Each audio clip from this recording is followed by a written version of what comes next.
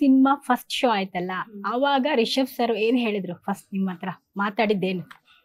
ತುಂಬ ಎಮೋಷ್ನಲ್ ಆಗಿದ್ರು ಅವರು, ತುಂಬ ಎಮೋಷ್ನಲ್ ಆಗಿದ್ರು, ತುಂಬ ರೆಸ್ಲೆಸ್ ಆಗ್ತಿದ್ರು. ಫಸ್ಟ್ ಟೈಮ್ ನಾನು ಅವರು ಅಷ್ಟು ಅಂದರೆ ಈ ಪ್ರಾಜೆಕ್ಟ್ ಅವ್ರನ್ನ ತುಂಬ ಎಮೋಷ್ನಲಿ, ಫಿಸಿಕಲಿ, ಮೆಂಟಲಿ ಎಲ್ಲ ಡ್ರೈನ್ ಮಾಡಿಬಿಡ್ತು. It has taken a lot of ಇದು ಅವರಿಂದ ಅಷ್ಟು ತೊಗೊಂಡಿದೆ. ಇಷ್ಟು ಚೆನ್ನಾಗಿ ಬರಬೇಕಂದ್ರೆ ಅಷ್ಟು ತೊಗೊಂಡಿದೆ. ಅದು ಲಾಸ್ಟ್ ಮುಗಿತಾ ಬರಬೇಕಾದ್ರೆ ನೀವು ಅವ್ರನ್ನ ಲಾಸ್ಟ್ ಪ್ರೆಸ್ ಮೀಟಲ್ಲಿ ನೋಡಿದ್ರು.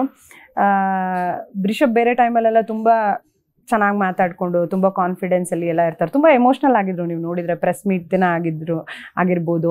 ಅದಾದಮೇಲೂ ಅವರು ರಿಲೀಸ್ ಡೇ ಆಗಿರಿ, ಪ್ರೀಮಿಯರ್ ಡೇ ಎಲ್ಲ ತುಂಬ ಎಮೋಷ್ನಲ್ ಆಗಿದ್ರು. ಅದೊಂದು ಅವ್ರಿಗೂ ಇರುತ್ತಲ್ಲ ಅವ್ರದ್ದು ಒಂದು ಮಗು ಥರ ಆ ಡ್ರೀಮ್ನ ಅಷ್ಟು ಬೆಳೆಸ್ಕೊಂಡು ಬಂದು, ಅಷ್ಟು ಕಷ್ಟಪಟ್ಟು ಅದು ಆಚೆ ಬಂದು ಅದನ್ನು ಜನ ತೊಗೊಳ್ತಿರೋ ರೀತಿ ಡೆಫಿನೆಟ್ಲಿ ಅದೊಂದು ಎಮೋಷ್ನಲ್ ಜರ್ನಿ. ಅದು ಶೂಟಿಂಗ್ ಮಾಡಬೇಕಾದ್ರೂ ಸವಾಲು, ಆದ್ಮೇಲೂ ಸವಾಲು, ಅದನ್ನೆಲ್ಲ ಹೇಗೆ ತಗೊಂಡ್ರಿ? ಅದೆಲ್ಲ ಸಿನಿಮಾನ ಹಾಗೆ, ಅದನ್ನೇ ನಾನು ಹೇಳ್ತಾ ಇದ್ದೆ, ಎಲ್ಲದರಲ್ಲೂ ಒಂದು ಡಿವೈನ್ ಇಂಟರ್ವೆನ್ಷನ್ ಇದೆ ಅಂತ.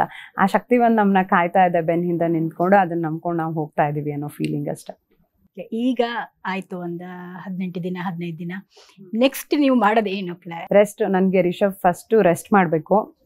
ತುಂಬ ಅಂದರೆ ಇಟ್ಸ್ ಬಿನ್ 3 years ಇಂದ ಇಷ್ಟು ಕೆಲಸ ಮಾಡಿರೋದು. ಅವರು ಫುಲ್ ರೆಸ್ಟ್ ಮಾಡಬೇಕು, ರಿಲ್ಯಾಕ್ಸ್ ಮಾಡಬೇಕು, ಒಂದು ಪಾಸ್ ಮಾಡಿ ಆರಾಮಾಗಿ ಸ್ವಲ್ಪ ವಾಪಸ್ ಬರ್ಬೇಕು ರಿಫ್ರೆಶ್ಡ್ ಆಗಿ ಅಂತ ಅನ್ಸುತ್ತೆ.